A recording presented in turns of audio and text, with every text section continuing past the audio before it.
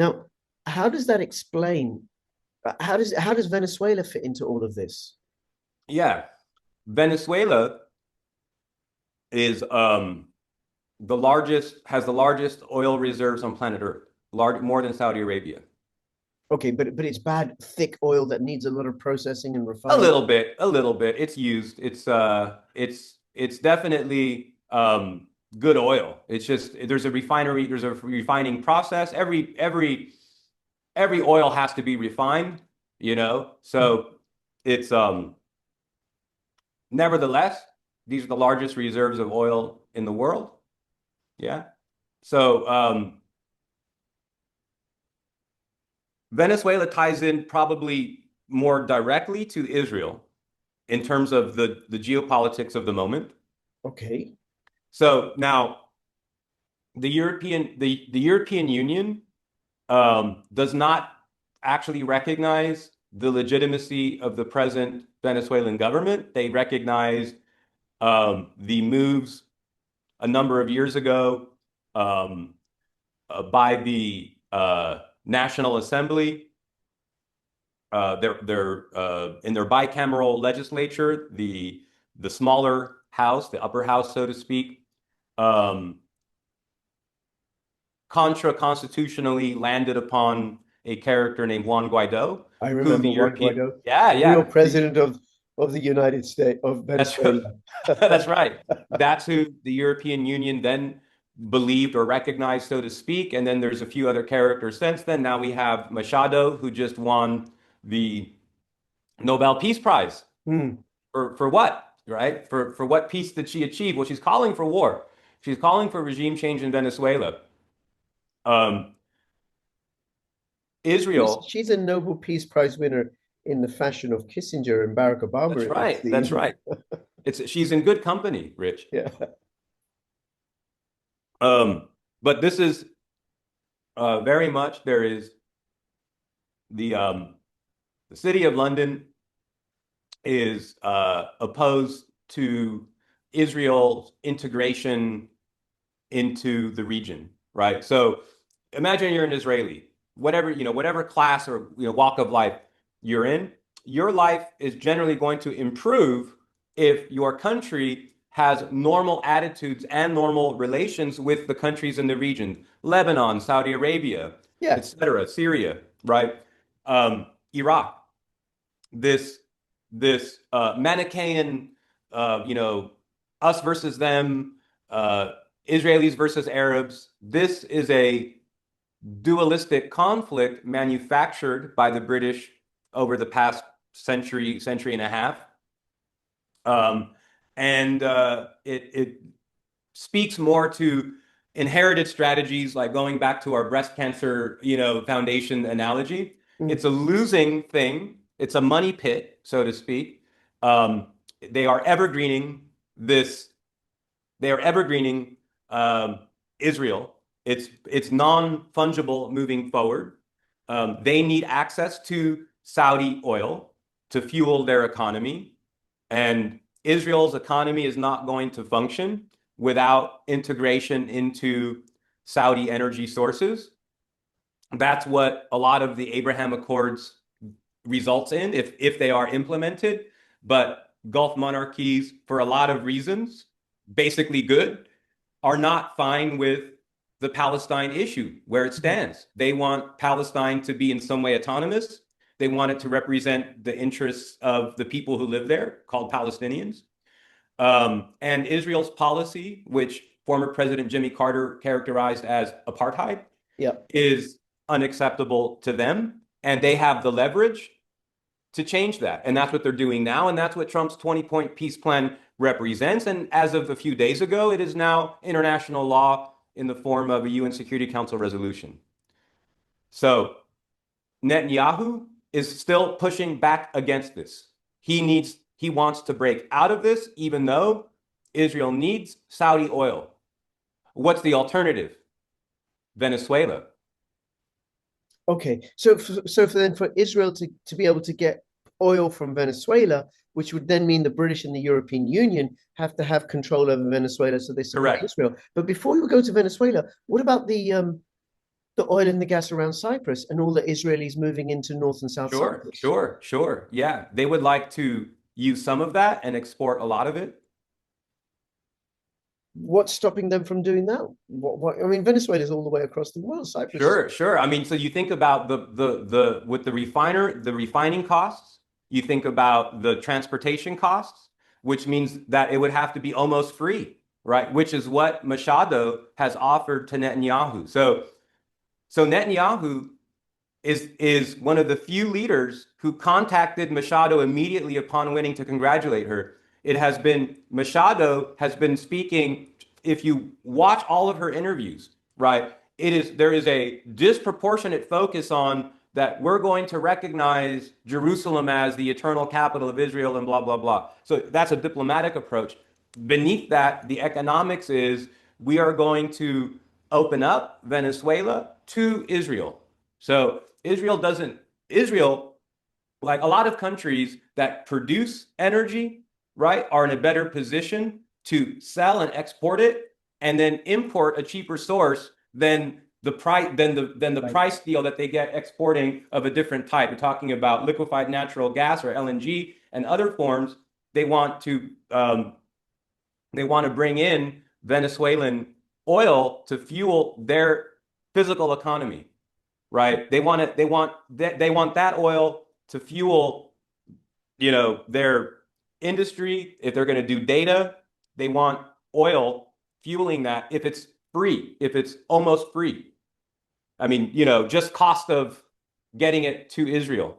If they can keep that below, then they have all the deals to export. I mean, there are offshore, they're offshore, technically off Gaza. They would love to develop. It's caught up in arbitration, international law.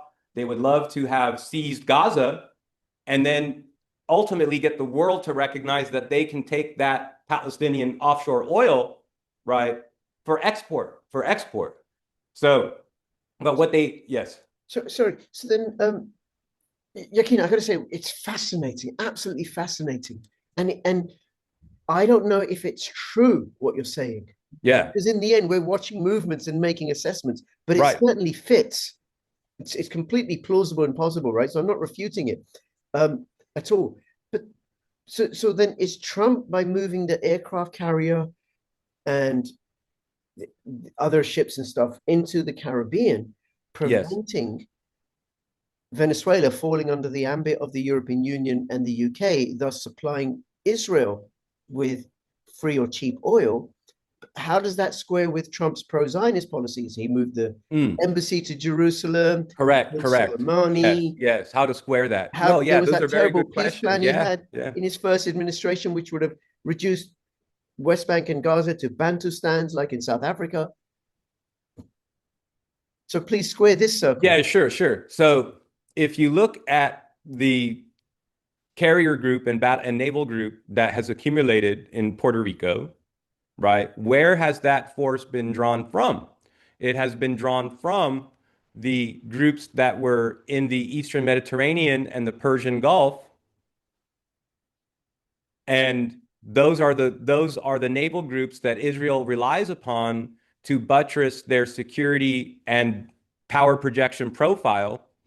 If they were to create a larger conflict in the region or go back to attacking Iran or think that they're going to send in the army into Lebanon and they are going to rely upon the United States to back them up even defensively in their aggressive activity, Mm. that's not an option if those naval assets are in Puerto Rico, right? So I've tracked a number of these vessels and they come from there. For example, not long ago, the destroyer, the USS Gravely, was taken from its mission to defend Israel, and it was taken to the United States briefly, and then it was deployed into the Caribbean. This is not just one case, but it's most of them. And I wish I was in a position to share the infographic with you, but most of the assets that were there in the region have been drawn down and redeployed over to the Caribbean.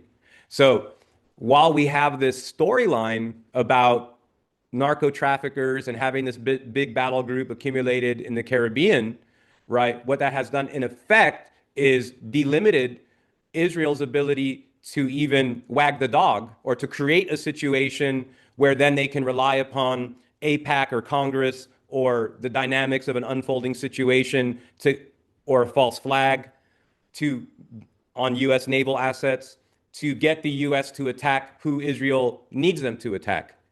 So that option to start that type of game isn't even in play now.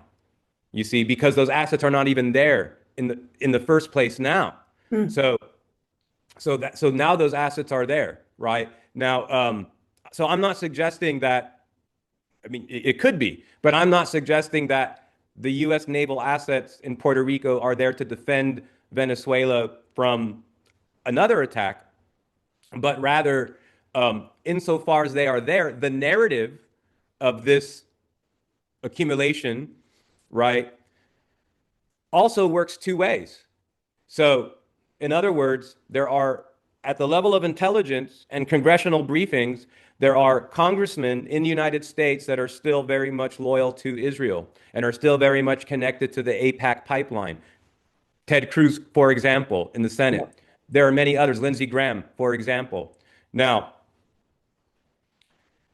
all of these plans in the world, this is what your audience needs to understand. All of these intrigues and plans in the world, Rich, even with a relatively high level of granularity of analysis, will result in several possible realities being manifested or could be realized from that instantiation, from that reality.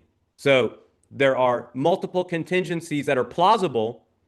There is one desired plan that is not understood by most layers or most analysts, because the design of these plans has to be constructed in such a way so that possible outcomes are realizable, and then confirmation bias or subjective bias of the party involved, there's a human element that will cause them to see that the plan that they've been told is the plan, or the plan that they believe that the pieces fit for that plan is the plan, and they're talking their own book. So for example, if Trump were accumulating those naval assets to overthrow the government of Venezuela, install Machado, and then open up the oil for Israel, right? That would be a reason why the naval assets are building up there. So people in Congress and AIPAC, et cetera, in the US,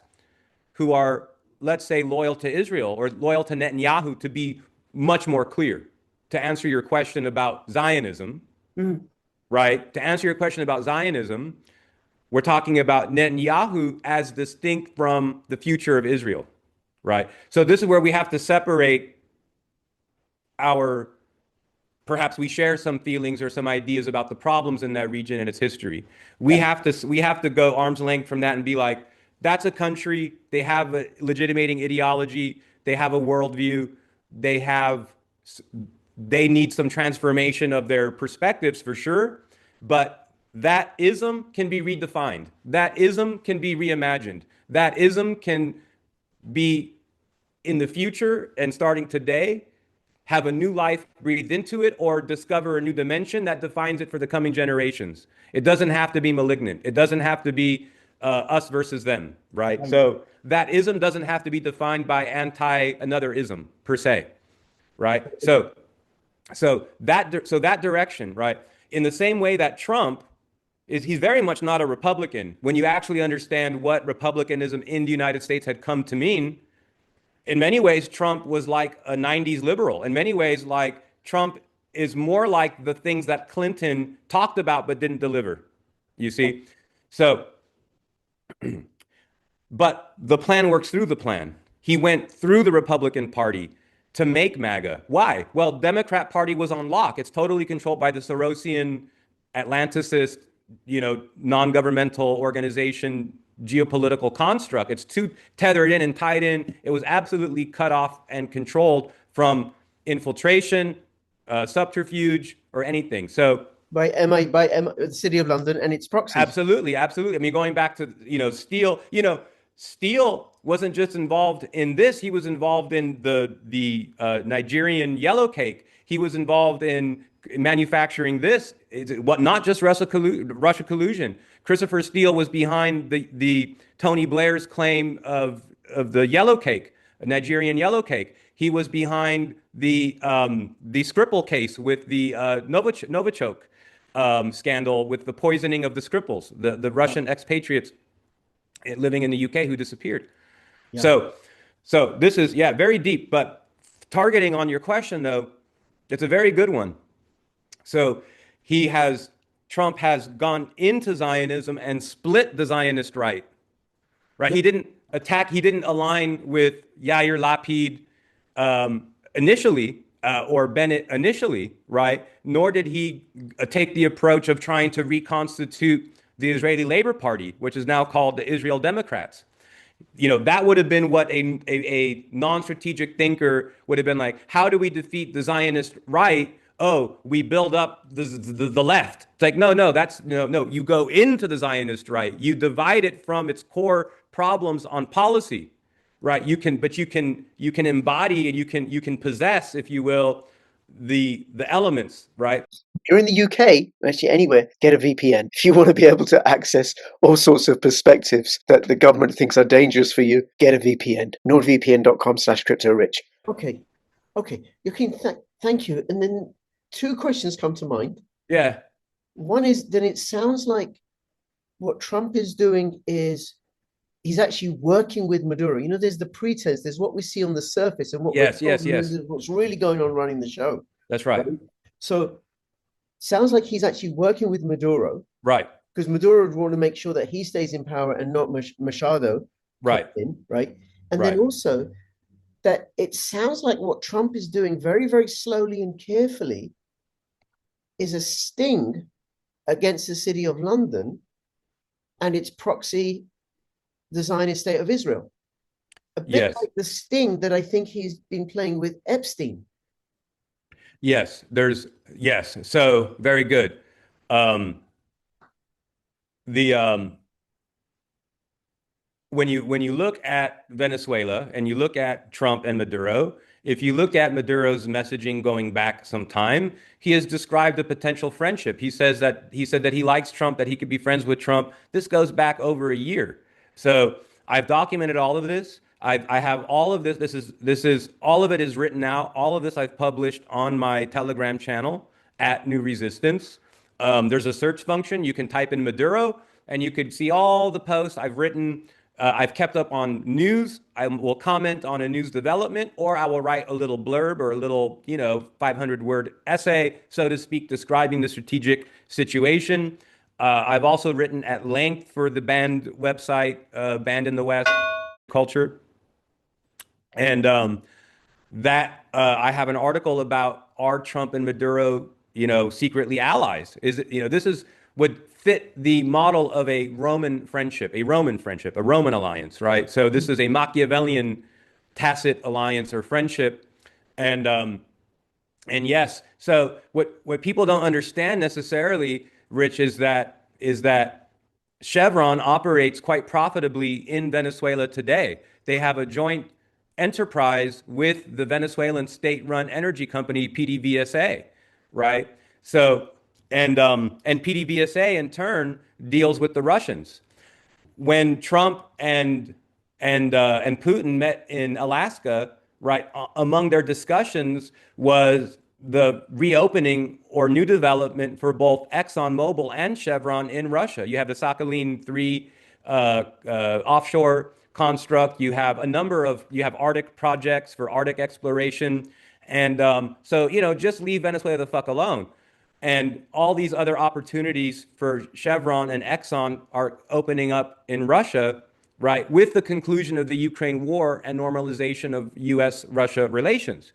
So, yeah, there's Chevron operates 5 facilities and refines in Venezuela today, and there's the dog that didn't bark here, right? So, like, if Trump really wanted to create the rhetoric and the legal framework for attacking Venezuela militarily such that it would result in regime change, right? So now, just to understand, I don't rule out some optical kinetic strikes on probably anti-Maduro cocaine cartels in Venezuela that are connected to M19 or ELN or the FARC.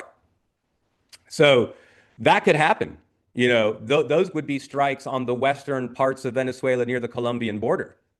Those would be strikes on Venezuela that actually were taking out Maduro's opponents and narco traffickers in Venezuela connected to Colombia, connected to Gustavo Petro's structures, actually, because he's M19. He was one of the leaders of M19, cocaine narco trafficking Marxist guerrillas from Colombia. So these are all the facts in terms of the organizations and the dynamic of relationships, Rich. So yeah, Trump could do that and then say, okay, we win, yay, right? Declare victory and go home. That carrier group needs to be there for as long as it takes to create the Gazan defense force among Palestinian former Hamas elements, the Egyptians, maybe Azerbaijan, whoever else is going to be part, whatever other Muslim country are going to help the Palestinians and stabilize Gaza as a police and security force as the IDF withdraws beyond phase one, beyond the yellow line, all the way back to the 1967 borders or the 1950 something borders, 59. These are, Gaza basically. So the IDF is going to withdraw all the way out of Gaza eventually. And there's going to be a partially indigenous but wholly Muslim security force operating in Gaza during a transition period. So this is what Netanyahu does not want, among many other things. So this connects to the Venezuela story very tightly, right? But if that carrier group is there, then that's how we understand in some way that events in the Levant are unresolved. There's also things going on in Lebanon, Hezbollah. They really can't make a government or reconstruct things or have a good security profile in Lebanon while also trying to remove Hezbollah. It's like trying to fix your liver by cutting out your liver. Like you can't do that, right, in Lebanon. So,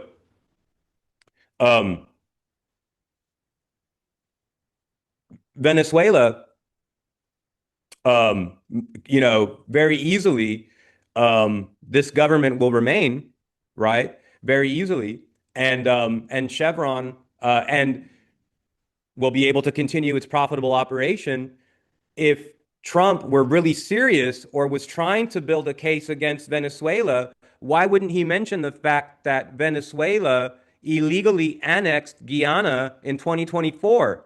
Now, they haven't sent in the military yet, but legally they've declared that most of Guyana, where the ExxonMobil refinery and extraction takes place since 2007 or 2008, is now considered by Venezuela to be Venezuelan sovereign territory.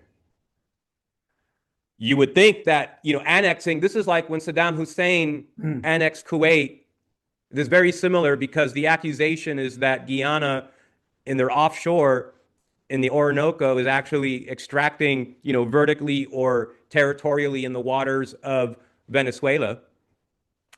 Saddam Hussein had that problem with Kuwait. They were drilling diagonally under, that was Saddam Hussein's claim against Kuwait. He then asked for permission from Bush to take military action. That he was granted that, but then he was betrayed after that. Then that was the pretext for Desert Storm in 91, 91. Yeah. So that would be, why wouldn't Trump use that? Why wouldn't Trump say, hey, you are illegally declaring that most of Guyana belongs to Venezuela. This is, this is against international law, which is a very strong case that it is. I'm not defending it. I'm saying this dog has not barked, dude. This is really strange. Why are you talking about narco traffickers? Like, why don't you just say that you annexed Guyana? Right? Right. And I've posted a video on my new channel, Crypto Rich Politics, with retired General Blaine Holt and former special ops veteran Ian Burlingham. And they talked about what else is going on in the Caribbean in terms of the narco trafficking, closing off the coastal borders and preventing the US being attacked by fentanyl, by a drug war. And who do we know has used drugs as a weapon before? Well, it takes us back to the wonderfully humane and civilized British. Yes, you have a lot of this, and the CIA, of course, has played a Yes, very large role in this. mention that. Yep. There's a narco, there's so much going on there with the CIA Plan Colombia from the year 2000, and this was, the integration, the formal recognition that the CIA has a role in control of cocaine from Colombia. The fentanyl piece is very interesting as as a plot device, so to speak. I'm trying to remember the word. Is it MacGuffin? But it's something like this. There is a real fentanyl crisis in the United States. It's not coming from Colombia or Venezuela. That's a cocaine issue. Mm. But the CIA has funded a lot of its operations globally through human trafficking and cocaine drug sales, including all of the drugs, opium from Afghanistan, et cetera, the heroin crisis, the opioid crisis of non-synthetics coming from global drug trade. But the CIA has, over the decades, of course, laundered this. There's tremendous money missing from September 10th, 2001, the day before 9/11. Donald Rumsfeld announced $700 billion was just missing. And then the next day we had 9/11 and people stopped talking about it. This is black budget money that has funded a whole black empire, a whole dark empire of British American power that it's not constitutional, it's not governmental elected power. Yep. And that makes the United States non-agreement capable, Rich. And the United States cannot have these games anymore, cannot have agreements with Russia or China or anyone. These are big stakes involved, Rich. This is not a game. And you can't have a second shadow government running around breaking those agreements or doing things contrary to your core commitments. So that is what is happening right now. And thank you, because Blaine and Ian Birmingham also made that point. It's also to stop the money flows because it's incredibly lucrative, Yes. the human trafficking in particular. All right, guys, XF here. Make sure to follow Crypto Rich Politics. It's the only way you're going to get a lot of the stuff that we're talking about today and from many other people. So like, subscribe. Again, that's Crypto Rich Politics right here. Hit that button, subscribe.